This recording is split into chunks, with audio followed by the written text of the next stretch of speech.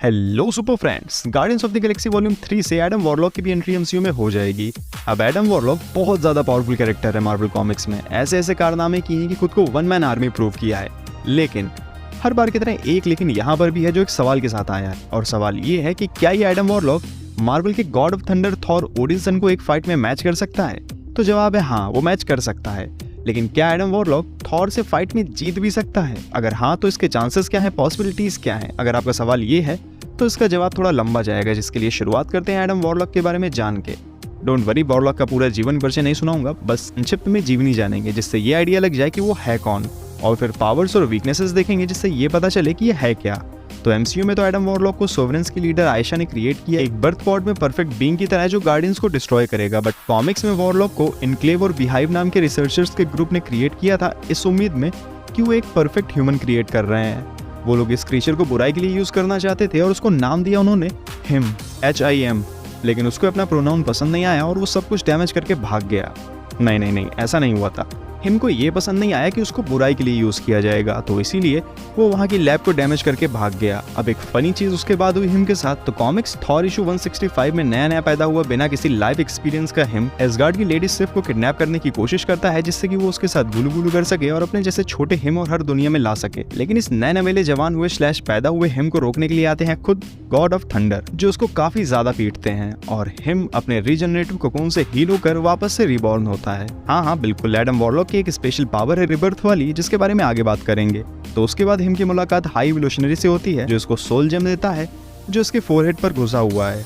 इसी स्टोरी में हिम को अपना नया नाम मिलता है, एडम वॉरलॉक। तो इस छोटी सी जीवनी के बाद अब एडम वॉरलॉक की पावर्स देखते हैं, और सबसे स्पेशल एबिलिटीज में से एक उसका रीजनरेटिव ककून है। जब भी एडम की बॉडी डैमेज होती है या फिर वो थ्रेटन फील करता है तो उसके अराउंड एक कॉस्मिक ककून फॉर्म होकर उसे हील करता है, जिससे वो मर के भी दोबारा जिंदा हो सकता है। एडम वॉरलॉक एक कॉस्मिक बीइंग है जो थैनोस जैसे सुपर विलेंस को भी अकेले ही बराबरी की टक्कर देने में कैपेबल है। उसके पास सोल जेम है। इस इंफिनिटी जेम के साथ वो इतना ज्यादा टाइम बिता चुका है, जिस वजह से एडम वॉरलॉक का इसके साथ एक सिम्बियोटिक बॉन्ड डेवलप हो चुका है, जिस वजह से भले ही सोल जेम वॉरलॉक के पास ना हो, बट ये जेम उसको प्रोटेक्ट कर सकता है।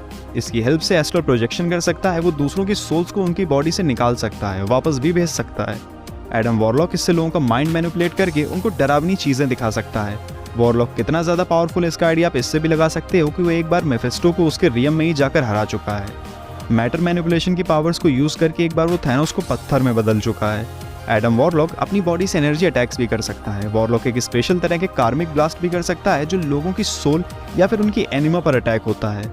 इसके अलावा उसके पास इधर उधर जाने के लिए टेलीपोर्टेशन की पावर्स भी हैं, साथ ही साथ स्पीड और फ्लाइट स्पीड भी काफी इंप्रेसिव हैं। एक बार तो बस बात करते करते वो सन तक उड़ के पहुंच गया था। अब ये सब तो स्पेशल वाली पावर्स हैं। एडम वॉरलॉक के पास बेसिक सुपर ह्यूमन स्ट्रेंथ और सुपर ह्यूमन ड्यूरेबिलिटी तो है ही, आखिर परफेक्ट क्रिएशन का रिजल्ट है वो। और भी स्पेशल पावर्स की बात करें तो एडम वॉरलॉक इनविजिबल होकर भी लोगों से फाइट कर सकता है। इन्फिनिटी गॉन्टलेट स्टोरी लाइन में नेबुला एडम वॉरलॉक की प्रेजेंस को नोटिस ही नहीं कर पाई थी, बगल में ही खड़ा रहा, लेकिन नेबुला को पता नहीं चला। मार्वल कॉमिक्स की एक दूसरी story line annihilation wave event के बाद एडम वॉरलॉक की पावर्स में कुछ चेंजेस भी आया। अब उसके पास क्वांटम मैजिक की पावर भी आ गई थी, जिससे एडम वॉरलॉक ने एक बार एक डेड सेलेस्टियल के माइंड से कनेक्ट करके ये पता लगा लिया कि कौन स्क्रल्स हैं और कौन रियल ह्यूमंस।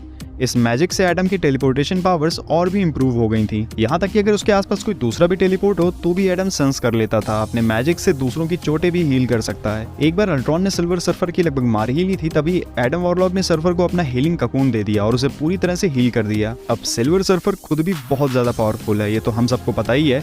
एक दूसरी स्टोरी में एडम ने सर्फर को अपनी एनर्जी ब्लास्ट से नॉकआउट ही कर डाला था। इस क्वांटम मैजिक की पावर से एडम सब स्पेस जंप्स करके कुछ ही मिनट्स में दूसरी गैलेक्सीज तक ट्रैवल कर सकता है। तो इन पावर्स और पावरफुल मूवमेंट्स से आपको आइडिया लग गया होगा कि एडम वॉरलॉक एक कंप्लीट वॉरियर है।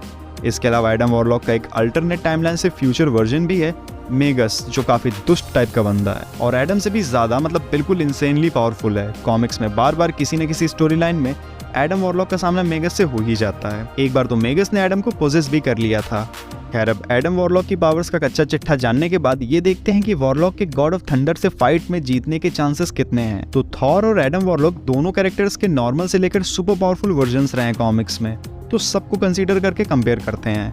तो अगर normal Thor versus normal Adam warlock की बात करें तो इन दोनों की फाइट कई बार हुई है कॉमिक्स में। थॉर इशू 165 और 166 में थॉर ने एडम वॉरलॉक को बहुत बुरी तरह से पीटा था। उसके बाद blood and thunder story line में भी थॉर ने एडम की फिर से पिटाई की थी। तो जितने भी इवेंट्स इन दोनों के नॉर्मल वर्जन के कॉन्फ्लिक्ट्स के मिले हैं मुझे, उनमें से थॉर ज्यादातर में भारी पड़ा है। अब अगर इसी नॉर्मल थॉर को उस एडम वॉरलॉक से कंपेयर करें जो सोल जेम की पावर्स को ओन करता है, तो यहाँ एडम वॉरलॉक के चांसेस ज्यादा हैं, क्योंकि ये फाइट सिर्फ फिजिकल नहीं रह गई अब, जिसमें थॉर का अपर हैंड होता है। सोल जेम के साथ एडम वॉरलॉक एक स्पेशल रिलेशन शेयर करता है, जहां वो दूसरों की सोल्स और एस्ट्रल प्रोजेक्शंस कंट्रोल कर सकता है। और एडम वॉरलॉक वैसे भी काफी ज्यादा मिस्टीरियस कॉस्मिक बीइंग है, जिसकी स्ट्रेटेजिक ब्रिलियंस की तारीफ थैनोस जैसे वॉरियर्स भी करते हैं। तो यहाँ पर सोल जेम वाला एडम नॉर्मल थॉर पर भारी पड़ सकता है। लेकिन क्या ये सोल जेम वाला एडम वॉरलॉक थॉर के most powerful version rune king Thor के सामने टिक पाएगा? तो रून किंग थॉर को देखें तो वो इमॉर्टल है, जिसके पास ओडिन फोर्स की पावर है और वो पास्ट और फ्यूचर की नॉलेज रखता है और प्रेजेंट कंट्रोल कर सकता है। मैंगॉक जैसे मॉन्स्टर का एग्जिस्टेंस ही खत्म कर दिया था। इसके अलावा वो अपने गॉड्स के सुप्रीम रून मैजिक का मास्टर है। तो चांसेस रून किंग थॉर के पास ज्यादा है कि वो सोल जेम वाले एडम वॉरलॉक के कोई भी अटैक प्लान करने से पहले ही फाइट को खत्म कर दे।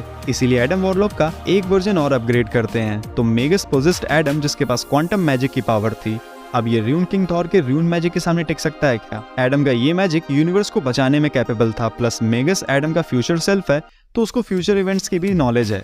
लेकिन फ्यूचर की नॉलेज तो रून किंग थॉर के पास भी है, जो नॉर्स गॉड्स के गॉड्स को भी मारने में कैपेबल है। रून किंग थॉर ने ज्यादातर फाइट्स और स्टोरी लाइन अकेले ही पूरी की है, जबकि पोस्ट एनाइलेशन वेव वाले इस एडम वॉरलॉक के पास क्वांटम मैजिक था, फिर भी उसे गार्डियंस ऑफ द गैलेक्सी की टीम की जरूरत पड़ रही थी स्टोरी में। तो ये वाला पॉइंट भी रून किंग थॉर को ही जाता है। अब लास्ट में सुप्रीम वर्सेस सुप्रीम वर्जन करते हैं, rune king Thor versus Adam Warlock as the living tribunal. क्यों, शॉक लगा क्या? लेकिन बिल्कुल सही सुना है, एडम वॉरलॉक एक बार द लिविंग ट्रिब्यूनल भी रह चुका है। The infinity revolution story line से शुरू होती है कहानी। शॉर्ट में बताता हूँ तो अर्थ 616 और एक अल्टरनेट अर्थ 19141 की रियलिटीज कोलैप्स हो रही थी, और इनको नॉर्मल करने के चक्कर में ये दोनों आपस में मर्ज ही हो गई। बाद में पता चला कि एडम वॉरलॉक ने उनमें से एक रियलिटी को एब्जॉर्ब कर लिया है, जिसकी वजह से उसके पास बहुत ज्यादा अनइमेजिनेबल पावर्स आ गई थी। लेकिन सब कुछ नॉर्मल करने के लिए वो थैनोस के साथ पहुंचा अबव ऑल अदर्स के पास, जिसके बाद एक डील की वजह से सब कुछ नॉर्मल हुआ और एडम वॉरलॉक दूसरी रियलिटी का द लिविंग ट्रिब्यूनल बन गया। सोचो कितनी ज्यादा पावर्स आ गई होंगी वॉरलॉक के पास। अब सवाल ये आता है कि द लिविंग ट्रिब्यूनल के सामने रून किंग थॉर टिक सकता है या फिर नहीं? तो मल्टीवर्स में कुछ ऐसे कॉस्मिक बीइंग लिस्टेड हैं जिनको रून किंग थॉर नहीं हरा सकता है, या ये कह सकते हैं कि उनकी पावर लेवल के अंडर आता है। तो उन्हीं कॉस्मिक बीइंग्स में से एक द लिविंग ट्रिब्यूनल भी है।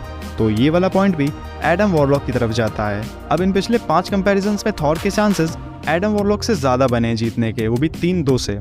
तो इसीलिए थॉर इस शोडाउन का विनर है। हमने नॉर्मल थॉर और नॉर्मल एडम वॉरलॉक से लेकर उनके सुप्रीम वर्जन्स तक को कंपेयर करा डाला, क्योंकि इतने पावरफुल कैरेक्टर्स के शोडाउन को आप सीधे सीधे जीतता हुआ या हारता हुआ बता दो तो फिर वीडियो बनाने का कोई मतलब ही नहीं है। लेकिन आपको कोई प्रॉब्लम नहीं होगी, क्योंकि ब्लू आइसबेयर और बीआईबी बैटल्स पर शोडाउन्स और अदर वीडियोस को बहुत ही सीरियसली बनाया जाता है, जिससे कैरेक्टर्स के बारे में डिटेल में पता चले और ये बैटल्स और शोडाउन्स वाली वीडियोस को देखने में मजा भी आए। अब और भी शोडाउन्स आप सजेस्ट कर सकते हो कमेंट्स में। बाकी आपके अकॉर्डिंग इस फाइट का विनर कौन हो सकता है, अपनी थियरीज और आर्ग्यूमेंट्स के साथ कमेंट्स में बता डालो। साथ में लाइक, शेयर और सब्सक्राइब भी कर डालो। अब शायद ये वीडियो न्यू ईयर के आसपास आएगा, तो इसीलिए सभी को एडवांस में ही हैप्पी न्यू ईयर।